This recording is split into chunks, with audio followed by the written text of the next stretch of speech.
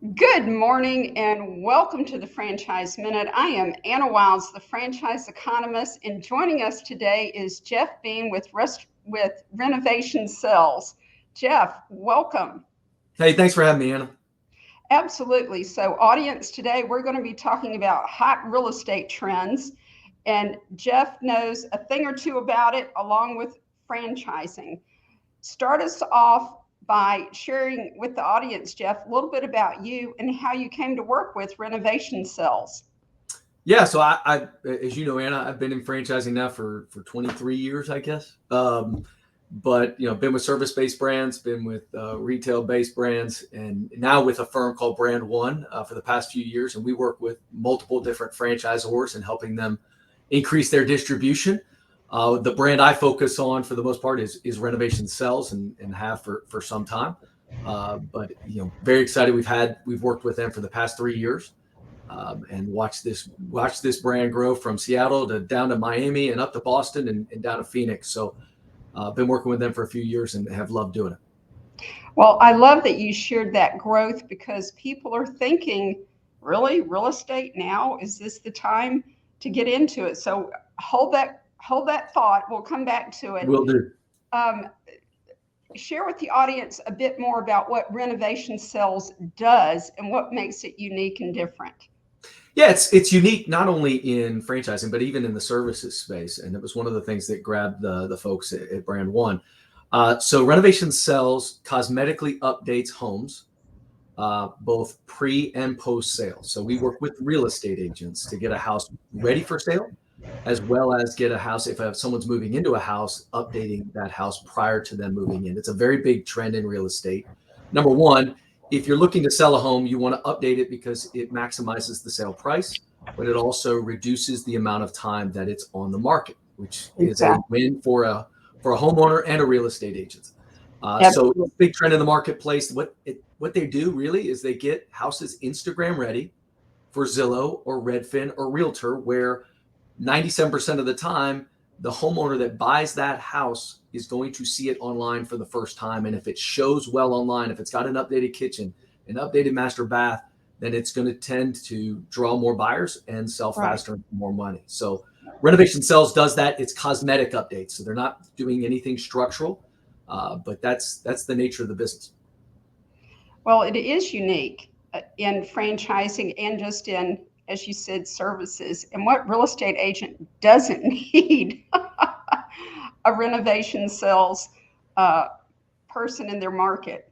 No, it's an underserved market. They're using a contractor here or a contractor there. And Mike Valente, the founder, several years back realized this, like, this is not a market. This is not a niche that's being taken care of. And Mhm. by having design in-house, so they have design in-house, they do all the design themselves. They had the contractors, we do the project management. We can go to a real estate agent, a homeowner, and say, hey, look, just give it to us. We'll get this house ready. The average project is Mhm. 3 to 4 weeks. We'll do all the design and we'll get this thing ready so you can list it as soon as possible. Now, I'm so glad that you brought up the point that you do the design as well. So it really is like a one stop shop. A realtor can say, I need this house fixed and I need it done in the next 4 weeks. And it sounds like from soup to nuts, the local franchisee handles all of it for them. Everything's taken care of. So, and it makes it easy for the franchisee because the technology exists, Anna, where the franchisee can take a video of a kitchen, upload that video through an app where the design team in Chicago gets a 3D rendering. They can pick out the countertops, the colors, all of those things So they do all the design and they'll even source the materials for that franchise. But again, it allows them to move faster. And for a real estate agent, a homeowner, speed is important. And the other option for them is I can use a painter here or a plumber here, an electrician here, and it takes a long time to piece that all together. It So, does. yeah. And the other piece, they win on design. They also win on financing because Renovation Cells they can finance up to $80,000, no interest, no payments for that homeowner. So for a real estate agent, that's another really big deal that Renovation Cells has that because a homeowner doesn't have to touch cash. They can get the project done, sell the house, take the proceeds from the sale, and then settle up with a finance company without any interest, which is another really big deal for them. So it's another advantage for our franchisees.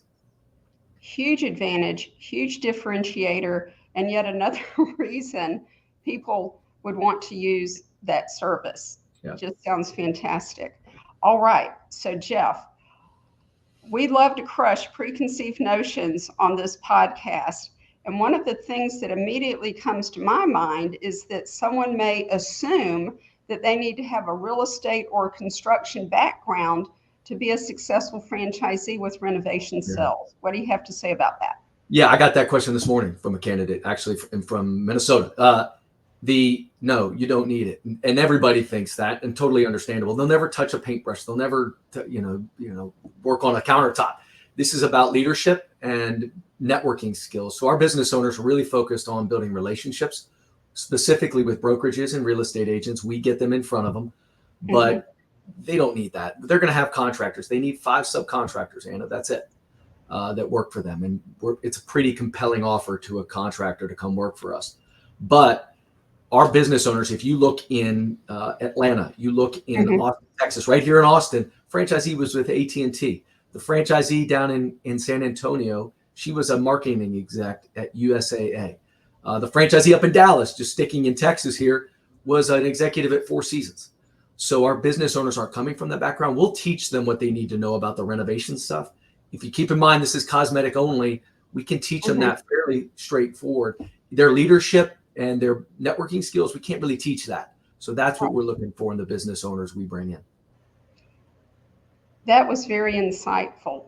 Most people, as you know, they look at the widget or what the business sells, and if they like that or have experience in that, that's what they use to pick a franchise. And Jeff, explain to the audience why that is just not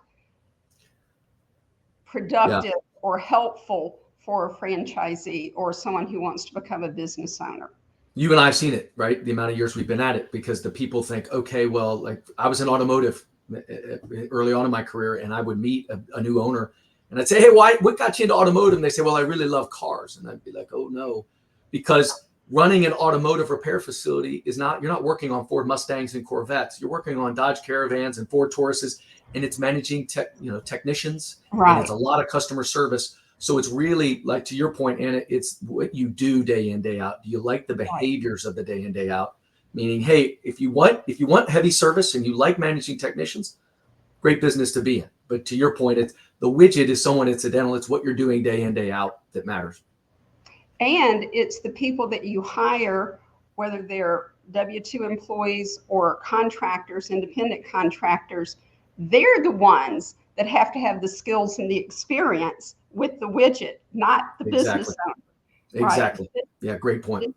And so that's what I do as a franchise consultant, is really help people understand that and inform and educate them that the best way to pick a franchise is based on, as you said, your skill set. Do you have leadership skills? Do you have networking skills? If not, renovation sales is not going to be a good fit for you, even if you have owned a construction company before, right? Because that's what you need, is the leadership and the skill set for networking. All right, very good. So we've just crushed a couple of preconceived notions there. And Jeff, you did a great job of sharing the backgrounds of people who have come into renovation sales and have been successful. I mean, a marketing executive, somebody with no home improvement or design or real estate, background. So you make a compelling point there. It's how they want to spend their time on a daily basis, and if they have the skills and the natural ability, right, to do what's required to be a success with the business. That's what leads to success with any franchise, including renovation sales. Well, Jeff, I've saved the toughest question for last. You started off by sharing about the growth that renovation sales has enjoyed over the last 3 years. And the last 3 years have been very tough in general for the real estate market. So help us, the audience, and myself understand why now is really the right time, or is this really the right time to get into a real estate related business like renovation sales? Yeah. You're right. Last year, if you look at the transactions, it's the lowest real estate transaction market since 1998. So you would look at that and say, okay, well, the real estate business is probably something I want to avoid at this stage. Right. Whereas if you look at the revenue jumps at renovation sales from last year and in this year, they continue to grow dramatically. Yes, we've added new units, but same store growth is jumping in a big way. And that's not because transactions are, of course, up. They're not. But in a marketplace where we don't have organized competition, that helps. So we're not battling for market share. People are still moving. They're still moving in. They're still moving out. And we work with real estate agents on both sides. And since we're not battling 15 other competitors in this marketplace, that certainly helps out. The other reality is there's boom markets too, right? We lived through that boom market in 21, 22, right? And in that market, it's actually can be even more difficult sometimes because real estate agents practice lazy real estate. If the houses are really flipping fast, they're like, oh, well, maybe we don't need to update. In a slower Right. market, actually, the real estate agents say, okay, well, now I really need to step up and make sure that this shows well, because if it doesn't show well, it's going to sit. Right now, the other piece to it, Anna, and the development in the marketplace, as you know, is the new the class action lawsuit and the things in the real estate market now, where real estate agents are really going to have to justify, hey, that's 6%. Why are we getting? That's another reason why, again, hey, we're going to sell it fast. We're going to sell it for more money. And the real estate agents in the marketplace know, okay, it better show well in order for me to do that. Not only that, Anna, like my take on this, and I think you've seen it too, is, hey, the best time to jump into a business is when it's slower, because I can learn the business, I can get my legs underneath me, and maybe it's not quite as busy. But remember, we're working on pre-sale and post-sale. So it helps that we have both of those and we don't have a major market competitor that we're driving for. So business for us is great, even if it's slower in the marketplace right now. Well, I love the fact that it gives the realtors such a competitive advantage against the other realtors or against an owner who wants to, for sale by owner, because that realtor has got a team already, on speed dial to come in, get the house updated, and it's financed at no interest. I mean, up to $80,000, and in 4 weeks, boom, they're going to have a beautiful updated house, fresh coat of paint, all that sort of stuff. It can only command a higher price. And the real estate market is still tight. So there is going to be demand for a property that goes, hits the market for sale. So I just see it as plus, plus, plus. Yeah, totally. And if you go on Zillow right now, and you can see what houses are sitting. You can filter that. Zillow, Realtor.com, doesn't matter. But you'll see the ones that are sitting are the ones that are either overpriced or they're not updated or both. It's just a reality in the marketplace, right? So we are a tool in the real estate agent's tool belt where, hey, they walk in a house, needs updating. Let's bring those guys in because they're professional. They're going to make me look great, and they're going to help both me and the homeowner. And that's the way to look at it. This is one more point that occurs to me. And so a lot of realtors have left the market because they didn't, stick out the tough time. And so there is market share to be gobbled up because there are not as many realtors as there used to be. And so the ones that are there and have renovation sales in its back pocket, again, I just think they're going to get the listings. It's a great point in that if you talk to Mike, the founder, he'll always tell you, look, we focus on the performing real estate agents because they're the ones that recognize the need for our service. In fact, some performing real estate agents, because they're doing so many transactions, won't even list a house that's not updated because they don't want to do open houses every week. Well, now it's a lot easier to hone in and figure out who the performers are in a market in the real estate, because you're right, in the slower market, the slower movers, the ones that do 1 to 2 transactions, aren't hanging around. Right, right. Well, Jeff, we are out of time. If someone wants to learn more about renovation sales, what do you recommend they do? Well, that's easy. They need to call you before they call me, because with your experience, Anna, you can help them determine if renovation sales is a potential fit. Obviously, with all that you do and the coaching you do, you can determine if it's a potential fit and then introduce them to me, if that makes sense. Yeah, absolutely. And yeah, there's a lot of education that goes on, and then matching them to what they bring to the table with what a franchise brings to the table. Exactly. So I enjoy being a matchmaker. You're good at it. You're very good at it. Oh, well, thank you very much. And you barely have more experience than me in franchising, but we've known each other close to 20 years now. So that's fantastic. Thank you, Jeff, so much for being here. Audience, this is Jeff Bean with Renovation Sells.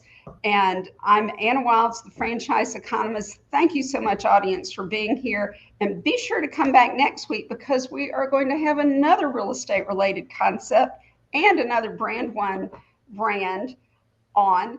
It's immune to economic cycles. It's an essential service, and you're going to want to hear about it. Come back next Wednesday at 11:30. I'm Anna Wilds, franchise economist. See you next week.